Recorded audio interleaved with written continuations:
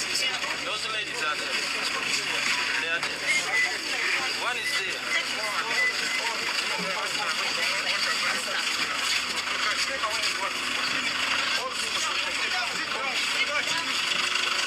All of them. Slowly. Slowly. All.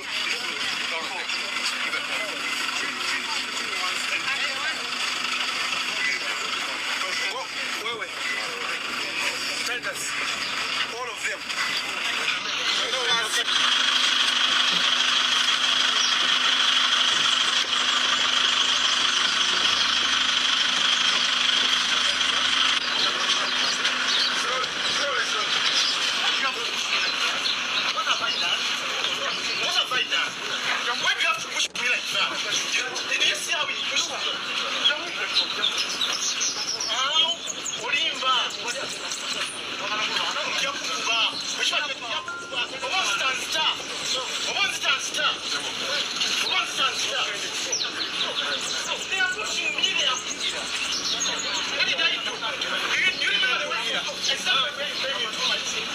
Bring that drone here. No, you came and pushed me out. I was trying to explain to them. What have I done? No. Let me ask you, what have I done? Do you remember the way you pushed me from inside? No. Do you remember how you pushed me? What did I do? You're saying you are not with. Are you in your uniform? Are you in uniform? Alan, I know you, but I cannot be treated like this. I know those people are going to kill us. They're going to punish us. Those very drone, they use them to punish us. Who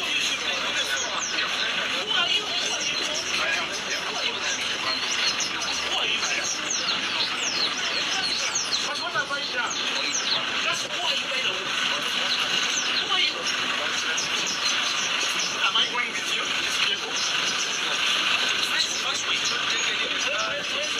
Those people, who guys remember what happened in Kayunga? Those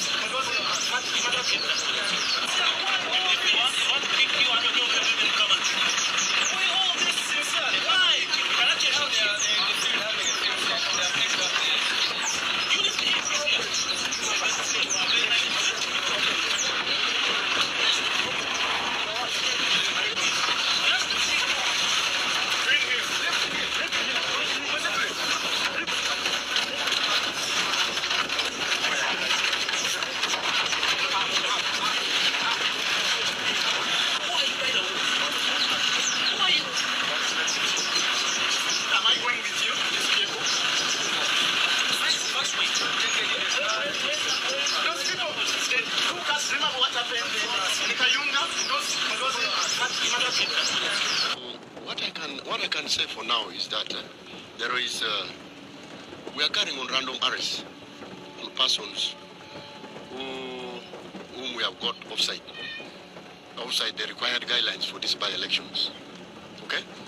I've been emphasizing that we gave opportunity for people during the campaign period to freely interact with their supporters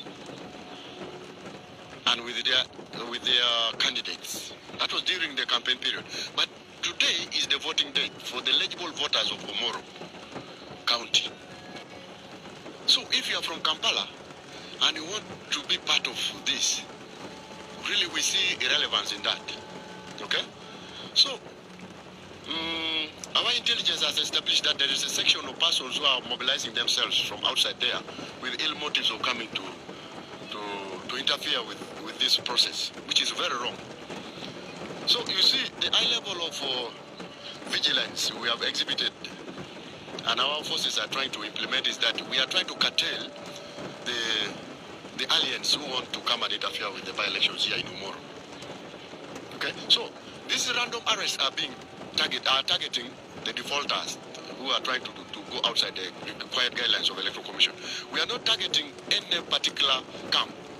We are not targeting the camp of NRM. We are not targeting the camp of FDC. We are not targeting the camp of no.